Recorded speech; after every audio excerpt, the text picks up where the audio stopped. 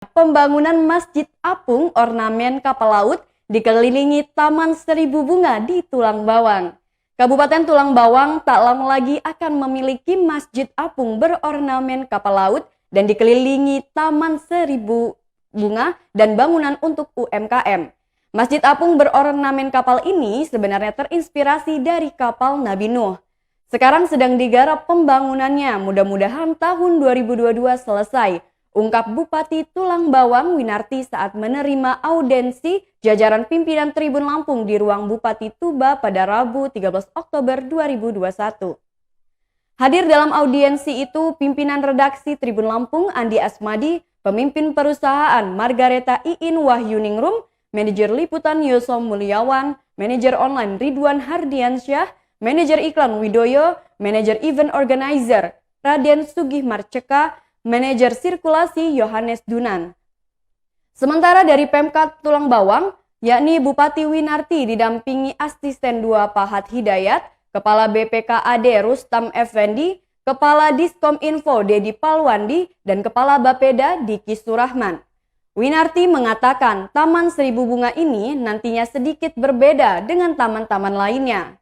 Selain Masjid Apung berornamen kapal, di lokasi Taman Seribu Bunga seluas 1/6 hektar ini akan dilengkapi dengan kolam buatan, area output, hingga bangunan UMKM. Lokasinya berada di perlintasan Jalan Lintas Timur, Simpang Penawar, Kecamatan Banjar Margo, Kabupaten Tulang Bawang.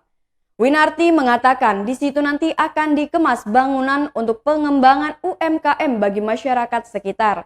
Harapannya UMKM ini bisa bermanfaat bagi warga setempat dan tentunya bisa memanfaatkannya untuk meningkatkan perekonomian masyarakat di seputaran lingkungan Taman Seribu Bunga ini. Sejak awal memimpin Kabupaten Tulang Bawang, Winarti memang konsen untuk pengembangan UMKM bagi masyarakat. Ini terbukti dengan digulirkannya bantuan untuk kelompok usaha masyarakat. Setiap kelompok bantu 20 juta rupiah dan setiap kampung itu ada 3 kelompok. Winarti mengatakan dirinya mencoba bantu mereka supaya ekonomi masyarakat bisa kembali bangkit. Winarti menuturkan bantuan untuk UMKM yang digulirkan tersebut merupakan satu dari 25 program BMW yang diusungnya. Dan sekarang sudah sangat dirasakan manfaatnya oleh masyarakat kelompok penerima, apalagi di masa pandemi seperti saat ini. Mereka bisa memanfaatkan bantuan itu memulihkan ekonomi di masa pandemi ini. Dalam pertemuan yang hampir berlangsung 2 jam tersebut, Winarti juga banyak memaparkan berbagai program pembangunan yang telah dan akan dilaksanakannya sebelum mengakhiri masa jabatannya pada Desember 2022. Di bidang infrastruktur misalnya, Winarti akan merampungkan pembenahan ruas jalan dari Kecamatan Banjar Agung sampai Rawapitu. Ruas jalan tersebut merupakan akses vital yang kerap digunakan petani dari Rawapitu untuk memasarkan hasil pertaniannya.